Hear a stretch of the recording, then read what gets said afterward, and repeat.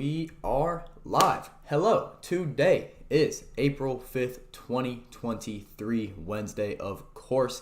And got a pretty cool show lined up. Got some NFL talk. I did the same thing I did on Monday where I just spun a wheel and it chose a team.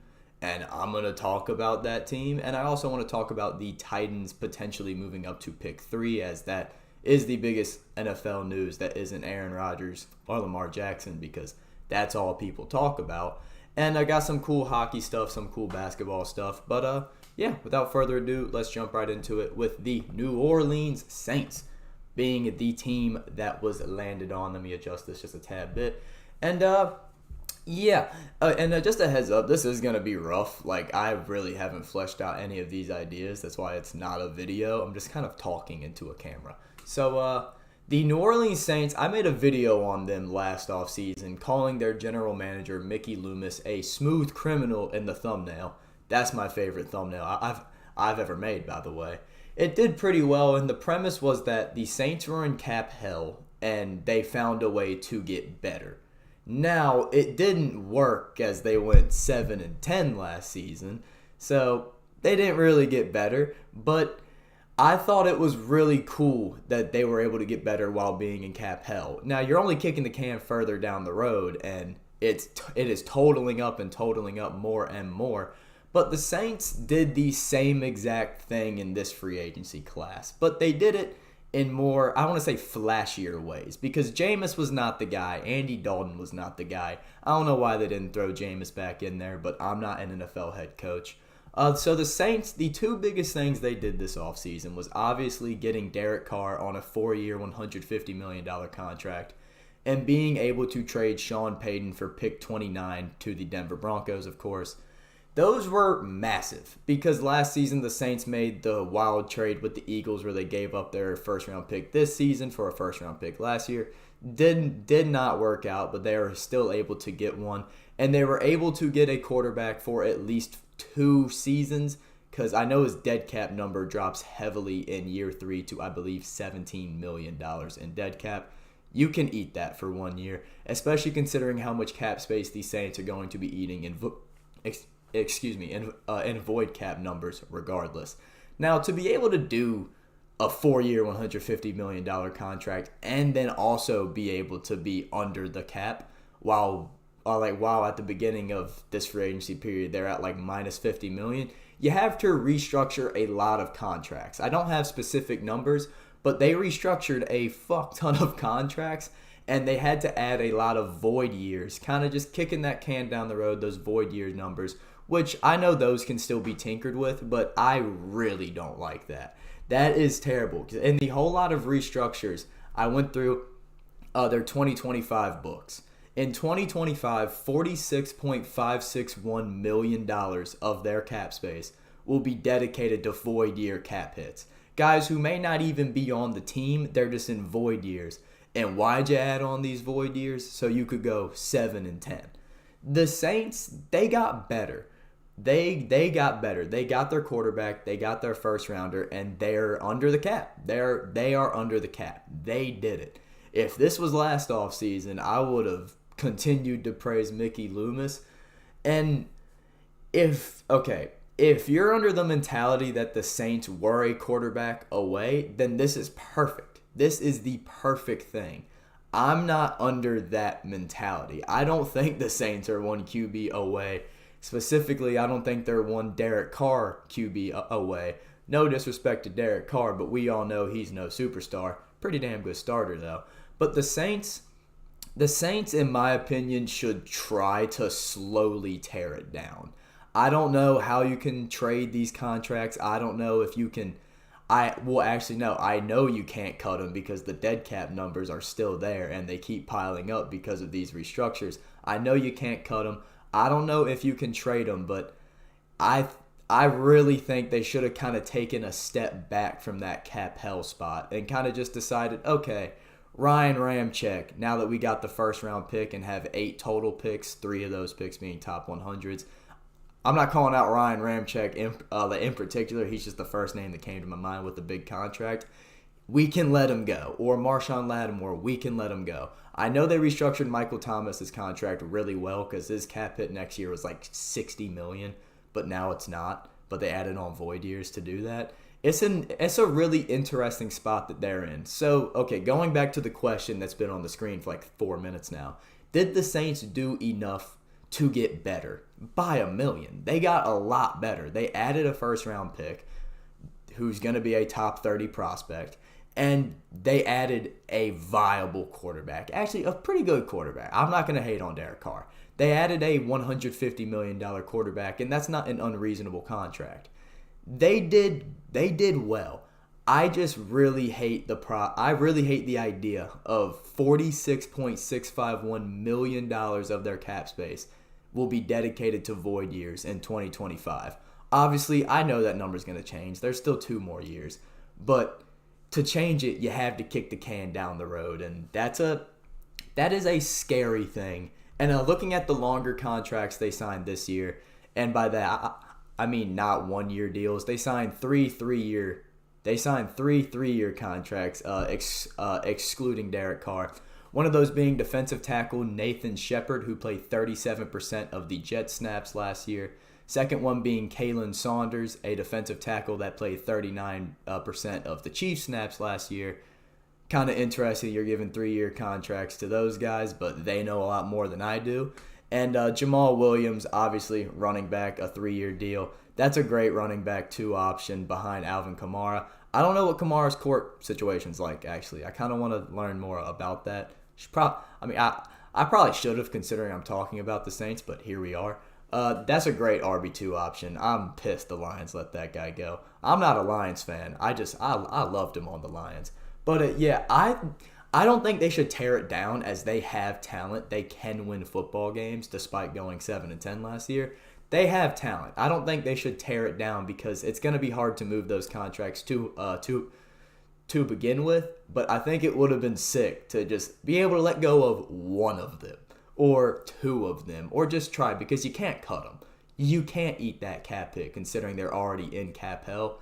Just the philosophy of being in cap hell and signing someone to a $150 million contract, and then 2 3-year deals to defensive tackles that played less than 40% of the snaps last season for their respective teams. It's an interesting thing. I think the Saints got a lot better. There's no question. They got a first-round pick and they got their quarterback. It's just an interesting way of doing it while in cap hell.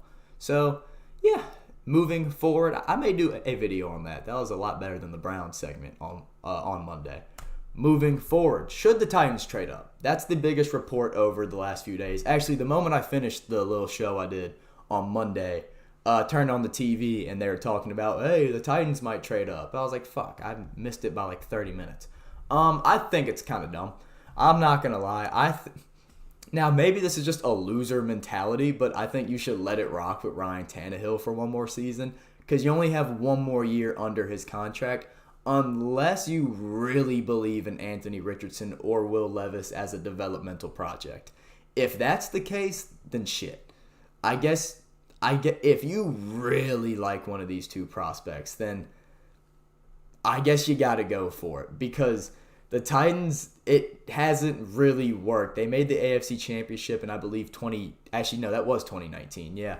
And it's just, they were 7-3 last year and ended the season 7-10. And my first thought when I read that was, they have Malik Willis. You already drafted a developmental quarterback in the 3rd round after he fell to the 3rd round, after many thought he would be a first-rounder. Many people in the league thought otherwise, and that was shown when Malik Willis played last year when Tannehill was out, because pretty quickly the Titans were like, fuck, we can't start this guy if we want to win football games, and had to get Josh Dobbs. No disrespect to Josh Dobbs, but it shows more about Malik Willis when they're like, hell, we can't start this guy. We need to bring in Josh Dobbs and play him. It was like literally less than a week after signing him. That's not good. So either they don't think Malik Willis is the guy, which I think is like I think that's the main part of this like report, that they're looking to trade up to number 3. Also, dude, if Arizona can get a haul, I know people hate I know people hate on Kyler Murray right now, but he's a pretty fucking good quarterback. Let's call it what it is. If Arizona can get a haul, that'd be sweet. But if they really believe in Richardson or Levis, I say do it. Now, it's going to be a little tricky because you have 6 picks in this year's draft and the 2024 draft. I'm not saying 6 picks total. I'm saying 6 picks each. So if you give up first, second, or a first next year and a third or something like that, you're already cut slim. You're already slim. Now, there was the report also earlier, I've kind of touched on in these, that they were looking to trade Derrick Henry. That's dumb. That's the dumbest thing I've ever heard. I'm going to look directly into this camera. That's very stupid.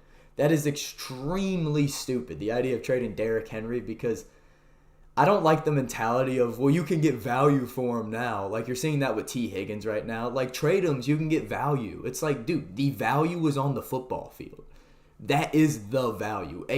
Yes, of course, a pick holds potential value, but they already have that potential value with the player, even if it's only for one more year.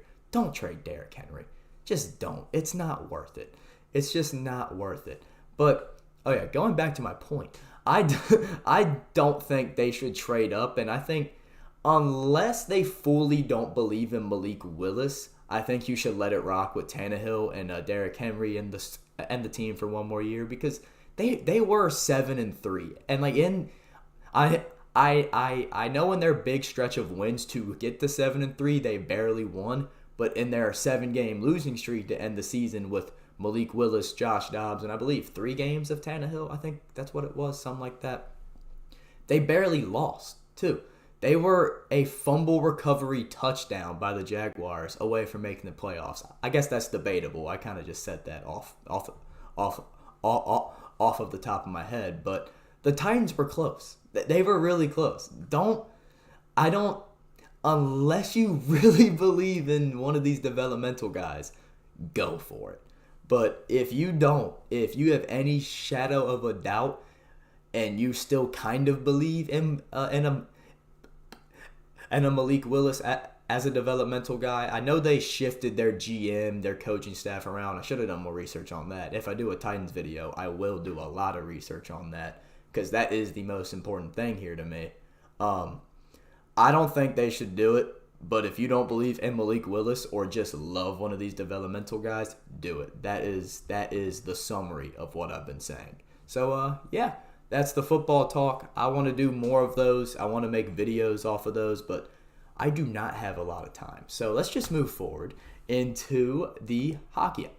The hockey stuff was kind of wild over the last 2 days. You know, Monday was only 3 games.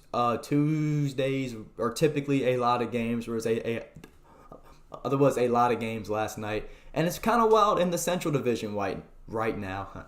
It's kind of wild in the Central Division right now as the top 3 teams in the Central are all tied at 98. And as you can see on the little banner, those are games played. Colorado has one less games played than Dallas or Minnesota. So they're pretty commanding in that number 1 spot as they are hot right now. As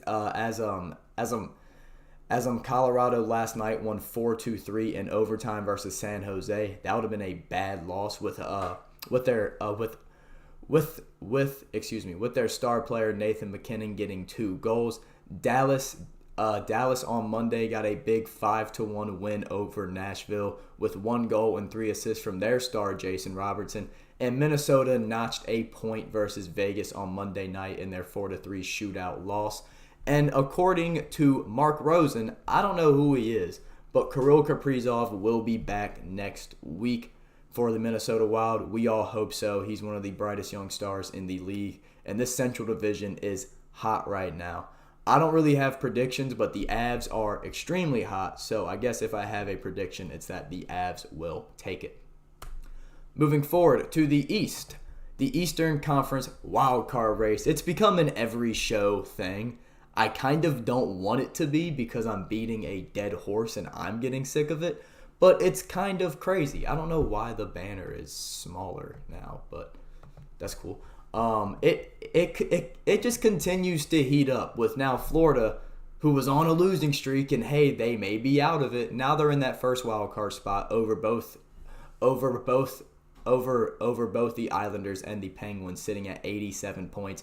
They're in, and a big reason for that is Alex Lyon, their goalie, who had a big night last night. Actually, I'll talk about last night's games first, because that's why I decided to include this once again. Florida got a 2-1 win over the Sabres last night with a Matthew Tkachuk goal and an Alex Lyon, or maybe Leon, continuing to put up pretty crazy stats over the last 4 games. He has a .959 save percentage, with all 4 of those games being wins over Toronto, Buffalo, and I don't remember the other 2. But he is playing out of his mind. I remember making this point last week or maybe 2 weeks ago when Florida was on their losing streak. Bob Vrowski was playing like dog shit in their losing streak when he was playing great during their winning streak, because that's just how hockey is. It's by an inch. Hockey's wild. It is by an inch. Shit just changes. It's crazy. I love it. And Florida, now you got Lyon in, and now he's hooping. He's killing it. Matthew Tkachuk got a hat trick the other night. As he notched a goal last night. They're on a 4-game winning streak, and it does not look like they're gonna stop. They do have no potential to get that 3rd seed or that 2nd seed in the Atlantic, as Toronto and Tampa are dialed into yet another playoff series. Also, last night, Pittsburgh lost 5-1 to the Devils, as New Jersey swept the season series 4-0. And Tristan Jarry, their goalie in net, has given up 9 goals in the last 2 games to both really good teams in the Devils and the Bruins. And that was my mentality when I first kind of wrote that down and was doing the research for this, was that, wow, well, I mean, he's playing great teams. Tristan Jarry, hey, it happens. But we're close to the playoffs where every team is really good. You can't give up 9 goals like to 2 really good teams, because it's not like you got Columbus tomorrow night. No, you're playing really good teams for potentially 7 games.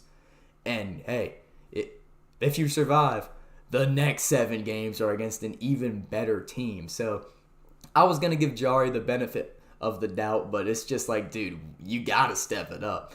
And Pittsburgh's last 8 have literally been alternating win, loss, yada, yada. So they cannot seem to get a streak going, whether winning or losing. It's a lot better than being on a losing streak, but they really got to step it up, as they're at 86 points and out of the wild card. These 3 teams' next games, that I don't know if that makes sense or not, but they all play tomorrow night. Florida versus the Senators, Islanders versus the Tampa Bay Lightning, and Pittsburgh versus the Minnesota Wild. Once again, that does have great implications going back to the Central Division. As I mean, if the last 8 games tell us anything with their pattern, the Penguins will win. But Wild are pretty fucking good. And this is going to be it for the Eastern Conference talk. I don't have a little thing made up for it. But Jet Greaves last night. First of all, the only reason I noticed it, because he has a sweet name, Jet Greaves, was the goaltender in net last night for the Columbus Blue Jackets, as they lost to the Toronto Maple Leafs 4-2. Obviously, Toronto's a much better team than Columbus. That's why they had 49 shots on net. I mean, I guess 49 shots on net against Jet Greaves. They netted an empty netter. Dude, Greaves had 46 saves on 49 shots in his first start ever.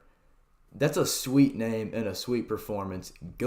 Hey, let's go Jet. I'm rooting for Jet. But yeah, talking about the wild card race over in the West, kind of got on a little thing there. Seattle's not pictured in this, but they're pretty nestled into that first wild card spot, as I believe they're at 94 points. They were one of the teams that played back-to-back on Monday and Tuesday, and they got 2 wins. So they have increased their lead to 5 points, as they are at 94 points. Nashville also played back-to-back Monday and Tuesday, and they went 1-1 with a massive win last night over Vegas. That was huge, but they are inching closer to that wild card spot. That's not right. They're not at 89 points. They're at 86 points. That's That is my apologies. But they are at 86 points as they are 3 points out of Winnipeg. And usually I wouldn't really do this, but this matters because all of these teams play each other coming up. Oh yeah, I didn't mention. Calgary lost to the Blackhawks last night 4-3, and like not really a must-win game, but we're in April and you're out of the playoffs with a chance to get in. It's a must-win game, and you lose to the Blackhawks. That's wild. But the reason why I made this little graphic and want to talk about this is because these teams all play each other within the next week. These are going to be great hockey games, including Winnipeg versus Calgary tonight at 7:30 on ESPN+. I'm probably going to watch that game even though I know Tampa versus the Rangers is on tonight, but Winnipeg, Calgary. Calgary needs a bounce back badly as they play tonight. And, the Jets play the Predators on Saturday as Calgary and Nashville will play on Monday. These teams all play each other coming up, like in the next week in a heated wild card race. Once again, Nashville is at 86 points. But these teams all need wins for either the Jets to separate themselves from these two teams or Calgary and the Predators to catch up to the Jets. And what better way to do it than just beat them? So that's pretty sweet. I'm excited for this next week of hockey to watch those games. Moving forward, Connor Bedard watch. The Blackhawks won last night, so now, according to Tankathon.com, they are third best odds to land the number one pick and get Connor Bedard, as he and the Regina Pats played Game 3 of their matchup last night against the Saskatoon Blades in the first round of the playoffs. And as you can see on the screen, it was kind of wild as Bedard notched 1 goal and 2 assists in the Pats' 3 goals on the game. On the game. That 1 goal came 10 minutes into the third period as the Pats took a 3-1 lead, a commanding 3-1 lead to say the least. And then the Blades, I didn't watch it. I saw they took the 3-1 lead. I was like, Bedard, what a dog. But turns out the Saskatoon Blades got some dogs too, because they were given 2 power play chances in the final 10 minutes, and they scored goals on both of those power play chances, and then notched the OT winner 5 minutes into the period, as Game 4 is tonight. But going back to the NHL side of this, the Ducks, I believe they're on an 8-game losing streak. They're playing Edmonton tonight. Edmonton's on a 5-game winning streak. They're probably going to lose. But the Ducks have the number 1 odds to land Bedard. Columbus number 2. Blackhawks, previously mentioned, 3. Sharks 4. Canadians. I like to call them the Canadians at 5. So Bedard's still an animal, but that is a rough loss. And that's going to do it for hockey talk. Let's talk about some NBA stuff. I didn't want to put all 4 logos here. I did it. It looked terrible. 3 is a little too many colors to begin with. 4 was 10 times worse. And let's talk about the Western Conference play-in drama moving upwards. What I mean by that is the drama was all within seeds 12 through 7. Will the Lakers get in? Will the Thunder get in? Will the Mavericks fall out? That drama is moving upwards now in seeds 5 to 8. As you can see on the screen, Golden State sits at the 5th seed, 10.5 games back from number 1. Clippers, 6th seed, at 11 games back. Lakers tied with the Clippers, but Clippers have the tiebreaker, of course. And Pelicans are at the 8th seed, 12 games back. Lakers got a big win last night in overtime. I didn't see it. I was going to watch it, and I was like, Lakers are up by 10 with 2 minutes left. And then they blew it, but then they didn't blow it because LeBron turned into a superhero, as he typically does. And the Pelicans last night lost to Sacramento by 20. That was a rough loss. Brandon Ingram played well, but it was a rough loss. Also, Golden State played last night, got a win over the Thunder. These teams, this is big because look at that 6 and 7 spot. Clippers, Lakers. Those 2 teams play tonight, 10 o'clock on ESPN. And I'm a Lakers fan. I like them. I like to watch them. Kind of gets a little boring when LeBron's in because he kind of just takes over. I like watching the team play. But, Bron's Bron. They play tonight at 10 p.m. That was a little side rant. At 10 p.m., these 2 teams play tonight. to get out of the play-in. And from a Lakers fan, I want to see us beat the Clippers so bad because we've lost to the Clippers 10 times straight. Ever since really getting into the NBA, I freaking chose the Lakers and I was a young guy. But since 2013, the Clippers are 31-7 versus their Los Angeles counterpart. The Clippers own this rivalry in the last decade. The Lakers need to turn that tide to get out of the play-in. Knock the Clippers into the play-in. That would be great. That would be crazy. That would be awesome. But yeah, those two teams play tonight. The Pelicans play tonight versus the Memphis Grizzlies. That's a pretty rough back-to-back going from Sacramento to Memphis, but they need a win. The next Golden State Warriors game is Friday night versus the Suns. Another rough one. So Lakers, Clippers, Pelicans, they all got a shot to catch up to that number 5 spot. Warriors just trying to fend them off. Moving forward, speaking of the Western Conference and being 10.5 games, 11 games, 12 games back from number 1, the Nuggets had a chance to secure that number 1 seed. And they got Nikola Jokic back, who's second in the MVP race now. Let's call it what it is. Jokic was back, and they lost to the Rockets by 20. The Rockets aren't supposed to be winning games. They want that French guy. They want Victor Wembanyama. That's sad for the Nuggets. That's pretty sweet for the Rockets. Not really, though. I mean, actually, no, they're still in the top 3 odds, but that's just wild. Rockets should be losing for this guy. In the same vein as the Connor Bedard watch, where a generational prospect or whatever is coming into the NHL, let's talk about a generational prospect or whatever coming into the NBA. 7'3" or whatever, just a tall man. He is largely, I guess, marketed as Kevin Durant but taller. And watching the highlights, it shows.